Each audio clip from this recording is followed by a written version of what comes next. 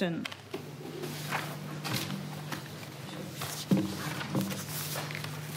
Thank you, Madam Deputy President. Today I speak about a very special constituent of mine who lives in Launceston, Rhoda Freeboth, who likes to go by the name of Topsy and turned 100 years old on the 5th of May. This is an amazing achievement on its own, but what makes it even more incredible is that Topsy still lives at her home in Kings Meadows, makes the 1 kilometre walk to the shops and back a few times a week, and is completely independent. I went to visit Topsy a couple of days after her birthday to say hello, and she made me feel so welcome and warm into her home while we enjoyed some fruitcake that I'd made. I was struck by how homely Topsy's place really is, surrounding herself with photographs of her family and her collections of porcelain swans, of which she has hundreds, and seashells that she and her son have collected over the years.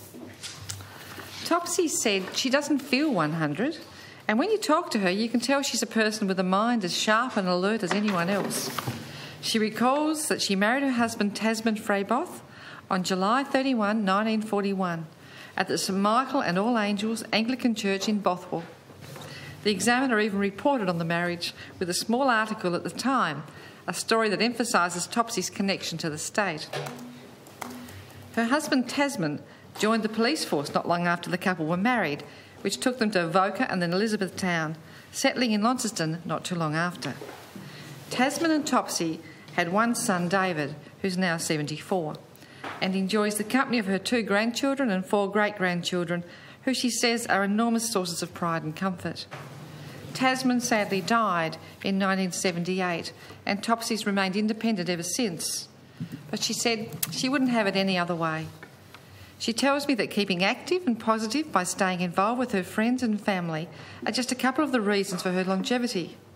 She gave up her licence at the age of 85, but doesn't let that be an obstacle to getting out and about with wonderful and helpful friends and family. But I was very impressed by Topsy's projects around the house, her garden, which is in beautiful shape, and her crocheting, from little dolls' dresses to shawls and blankets. Topsy's crocheting ability is second to none. She showed me some dolls' dresses she'd made with the finest coloured threads that she makes with beads and a needle no bigger than an embroidery needle. Madam Deputy President, I can barely read my emails without my glasses and take longer than I'd like when sending a text, but Topsy, at 100, is making the most intricate sewing creations, explaining to me how she threads on the beads to the small needles. So I'm not surprised she doesn't feel her age. It's a beautiful life that Topsy's made in Tasmania, and she has much about which to be proud.